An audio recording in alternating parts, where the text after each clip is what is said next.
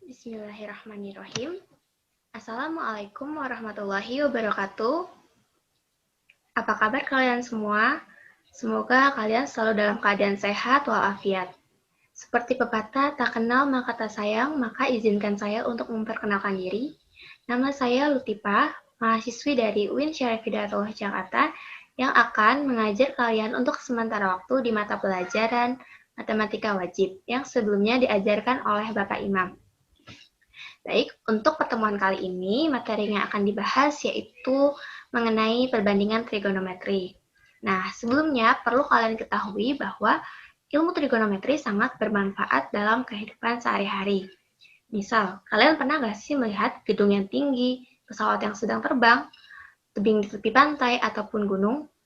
Nah, jika suatu saat kalian bekerja di bidang tertentu yang mengharuskan kalian untuk menghitung ketinggian dari tebing, gunung, gedung, ataupun pesawat yang sedang terbang, maka kalian bisa menggunakan trigonometri untuk menghitungnya, karena tidak mungkin untuk menghitungnya secara manual. Nah, lanjut kita masuk ke materi pembelajarannya. Saya akan share screen.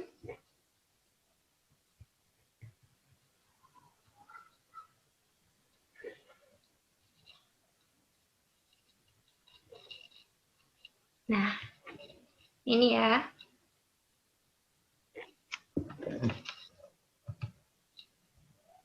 Perbandingan trigonometri. Adapun yang akan kita bahas yaitu ukuran sudut. Nah, trigonometri. Apa sih trigonometri itu? Trigonometri berasal dari bahasa Yunani, dari kata trigono yang berarti segitiga, dan metri yang berarti ukuran. Jika didefinisikan, trigonometri yaitu cabang matematika yang mempelajari hubungan ukuran panjang sisi dan ukuran sudut pada segitiga, di mana segitiganya yang dimaksud yaitu segitiga siku-siku. Ukuran sudut. Sudut adalah daerah yang dibentuk oleh dua sinar atau garis yang titik pangkalnya berimpit. Nah, misal di sini ya, ada sudut AOB atau sudut BOA, di mana garis OA dan garis OB, nah di tengah-tengah sini ada yang diimpit, maka O ini yang disebut dengan sudut. Jadi sudutnya itu disebut sudut AOB dan atau sudut BOA ya. Lalu, ada dua ukuran sudut yang digunakan untuk menentukan besar suatu sudut. Yang pertama, ada derajat. Simbolnya O ya, seperti ini. Satu putaran penuh sama dengan 360 derajat, atau 1 derajat didefinisikan sebagai besarnya sudut yang dibentuk oleh 1/360 kali putaran. Nah, di sini ada lingkaran. Lingkaran yang pertama ini, jika diibaratkan yang warna biru ini ya, yang warna biru ini kita ibaratkan untuk putaran, maka lingkaran yang pertama ini ada 1/360 putaran. Lalu lingkaran yang kedua. Nah, untuk lingkaran yang kedua ini yang terbentuk itu 1/4 putaran. Lalu untuk lingkaran yang ketiga, putaran yang terbentuk yaitu 1/2 putaran. Nah, untuk yang terakhir ini terbentuk 1 putaran penuh, karena warna birunya penuh ya, memenuhi lingkaran ini.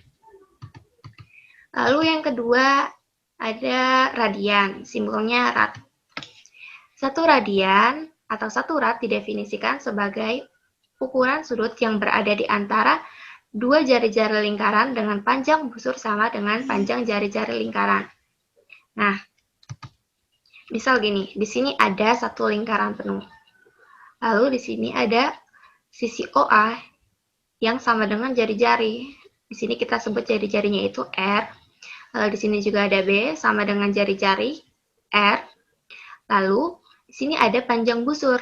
Dari A ke B disebutnya panjang busur. Nah, di mana panjang busurnya ini sama dengan jari-jari. Nah, gimana sih kalau 1 radian itu? Jadi 1 radian itu ketika nilai antara sudut yang menghimpit, yaitu sudut dari AOB sama dengan panjang sama dengan panjang busurnya, yaitu kan di sini R, di sini R, dan di sini R, maka sudut A ini disebut 1 radian. Nah, dari sini kita bisa menggunakan konsep hubungan dari panjang busur dengan keliling lingkaran dan sudut besar sudut yang sudah kalian pelajari di SMP ya. Nah, di sini panjang busur AB berbanding dengan keliling lingkaran sama dengan besar sudut AOB sama dengan 360 derajat. Jadi, panjang busur AB itu R.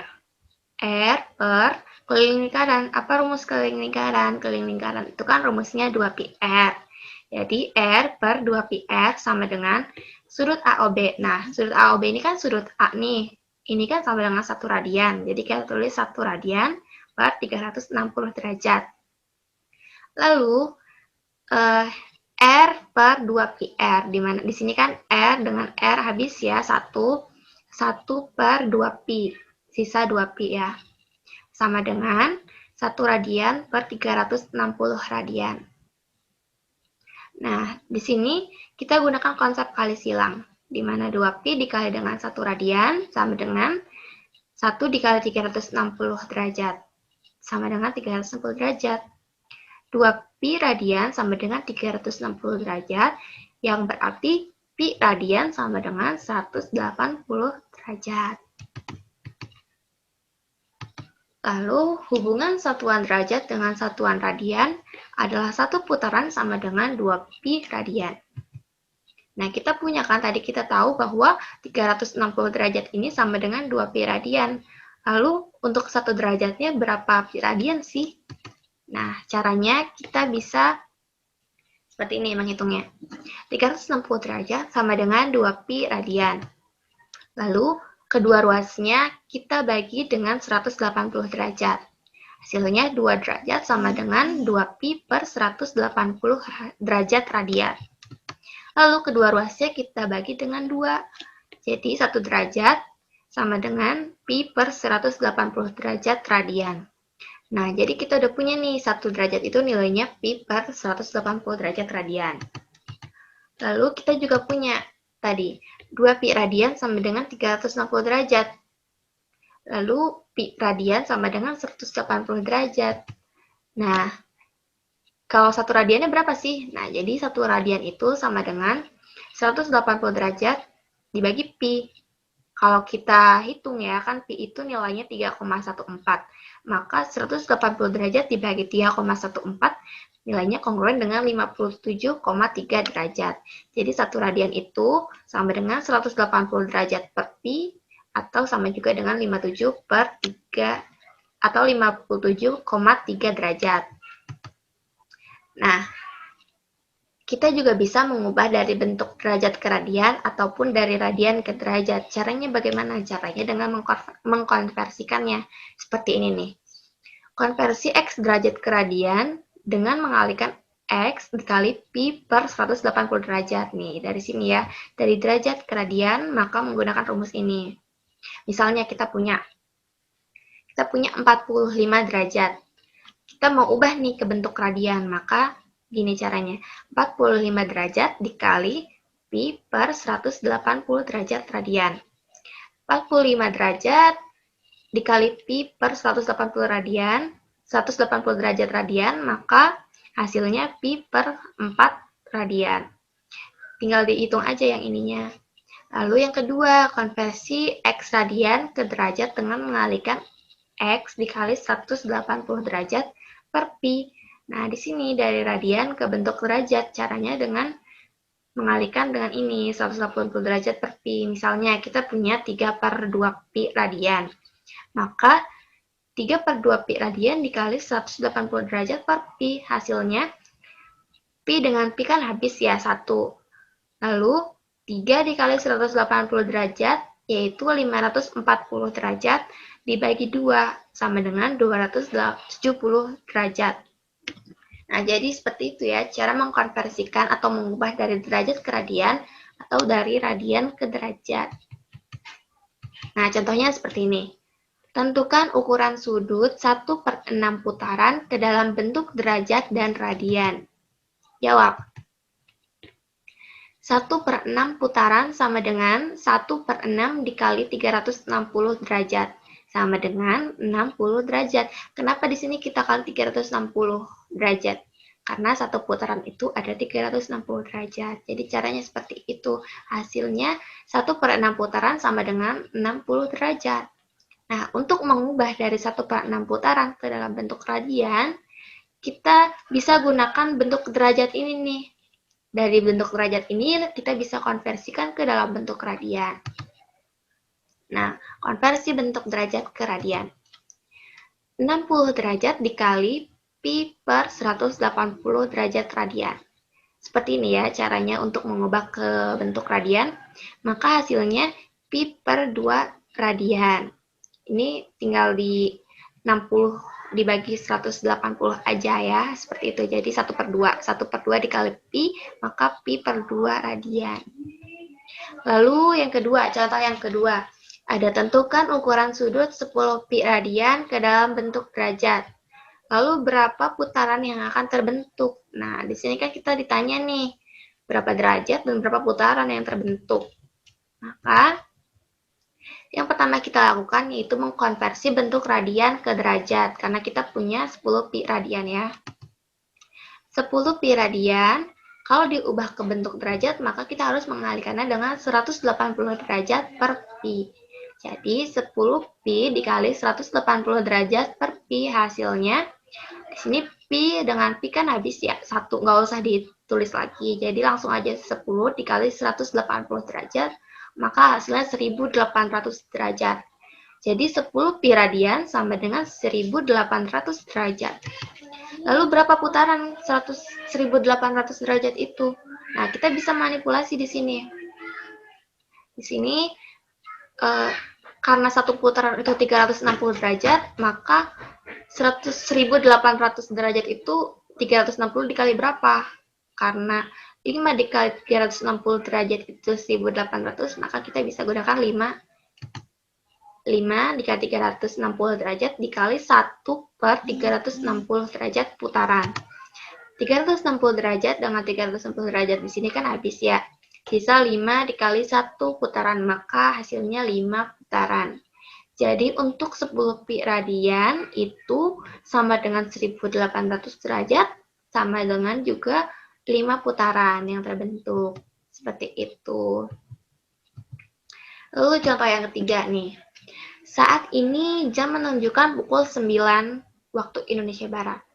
Jika akan pergi ke supermarket saat jam sama dengan 1/6 pi radian, yaitu tepat beberapa jam lebih siang dari saat ini. Tentukan besar sudut yang terbentuk saat ini dan jam berapakah jika akan pergi ke supermarket? Nah, jawab. Saat pukul 9 WIB, berarti jarum panjang pada jam menunjuk ke angka 12 dan jarum pendeknya ke angka 9. Artinya besar sudut yang terbentuk oleh setiap dua garis yang berdekatan atau dua garis yang berhimpit adalah 45 derajat. Nah, lalu konversi bentuk radian ke dalam derajat. Seperti tadi ya, 1/6 pi radian sama dengan 1/6 pi dikali 180 derajat per pi. Nah, pi-nya kan habis. 180 tinggal dibagi 6 sama dengan 30 derajat. Lalu jika besar sudut yang terbentuk adalah 30 derajat dan waktu tepat lebih siang beberapa jam dari saat ini, berarti jarum panjang menunjuk ke angka 12 dan jarum pendek pada jam menunjuk ke angka 11 karena dia tepat ya. Maka jika akan pergi ke supermarket yaitu pukul 11 waktu Indonesia Barat. Seperti itu. Jadi sudut yang terbentuk pada saat ini yaitu 45 derajat dan jika akan pergi ke supermarket pada jam 11 siang. Lalu yang akan kita bahas selanjutnya yaitu tentang sudut baku dan pembatas kuadran. Sudut juga didefinisikan sebagai hasil rotasi dari sisi awal atau initial side ke sisi akhir atau terminal side. Seperti ini nih. Yang A ini nih, gambar A. Di sini ada sisi awal dan sisi akhir. Nah, sisi awal ini kita ibaratkan Kartesius ya. Di sini kan ada X dan sini ada Y. Nah, di sini sisi awalnya, di sini sisi akhirnya. Dia akan berbentuk sudut yang positif jika berputar berlawanan dengan arah jarum jam. Jadi dia berbalik ya. Berbalik dari arah jarum jam. Nah, untuk yang B, di sini ada sisi awal dan di sini ada sisi akhir. Nah, sudut yang terbentuk ini akan bernilai negatif kalau dia berputar searah jarum jam. Gitu. Dalam koordinat Kartesius, jika sisi awal berimpit dengan sumbu X, nih yang ini nih ya, berimpit dengan sumbu X, dan sisi terminal terletak pada salah satu kuadran pada koordinat Kartesius, dia di sini, bisa di sini, atau bisa di sini nanti. Nah, maka sudut tersebut, sudut yang dihimpit ini disebutnya sudut standar atau sudut baku. Jika sisi akhir berada pada salah satu sumbu pada koordinat Kartesius tertentu, sudut yang seperti ini disebut dengan pembatas kuadran. Di antaranya ada 0 derajat, 90 derajat, 180 derajat, 270 derajat, dan 360 derajat. Nah, menyatakan sudut lazimnya dengan huruf Yunani, seperti A atau alfa. Nih, ini disebutnya beta. Lambang yang seperti ini disebutnya gamma, dan lambang yang seperti ini disebutnya theta. Juga bisa juga dengan huruf-huruf kapital seperti A, B, C, dan D atau yang lainnya. Nah, ini ya nih, diagram Kartesiusnya. Nah, di sini misal sisi awal sama dengan sumbu X. Lalu ini sisi akhirnya sama berada di kuadran tertentu. Maka sudut yang terbentuk ini sudut alfa. Ini disebut sudut standar atau sudut baku. Lalu sudut selain sudut baku ini disebut sudut koterminal. Ini sudut beta ini menggambarkan sudut koterminal yang terbentuk. Lalu untuk kuadran, pada rentang 0 derajat sampai 90 derajat disebutnya kuadran 1. Lalu kuadran 2 ini rentangnya 90 derajat sampai dengan 180 derajat. Lalu yang ini di sini ada kuadran 3, 180 derajat sampai dengan 270 derajat. Lalu yang terakhir di sini ada kuadran 4, dari 270 derajat sampai dengan 360 derajat. Nah, pembatas kuadran yang dimaksud itu yang ini. Ada 0 derajat, 90 derajat, ada 180 derajat, ada 270 derajat. Dan di sini juga ada 360 derajat yang sejajar atau setara dengan 0 derajat. Karena satu putaran itu akan kembali ke awal lagi. Contohnya seperti ini. Tentukan posisi setiap sudut baku pada koordinat Kartesius. Nah, yang A kan 60 derajat. Di sini kita gambar nih kalau mau digambarkan awalnya gini. Di sini ada sisi OX, garis ini sejajar dengan sumbu X. Lalu kita bentuk nih 60 derajat menggunakan busur ya. 60 derajat kita bentuk. Lalu sampai di sini menghasilkan sisi OA. Ternyata dia kursor ya. Nah, di sini ada sisi OA karena 60 derajat hanya sampai sini. Berarti sisi awal terletak pada sumbu X dan sisi terminal OA terletak di kuadran 1 karena dia hanya sampai sini 60 derajat. 60 derajat itu ada di kuadran 1. Kenapa dia positif? Karena dia berputar berlawanan arah jarum jam. Nah, lalu yang kedua, di sini ada minus 45 derajat. Nah, karena dia minus nih, berarti nanti kita gambar dengan searah jarum jam. Di sini ada sisi awalnya berhimpit atau sejajar dengan sumbu X, lalu dibuat 45 derajat searah jarum jam. Nah, sampai di sini nih, sisi OA itu sisi akhirnya.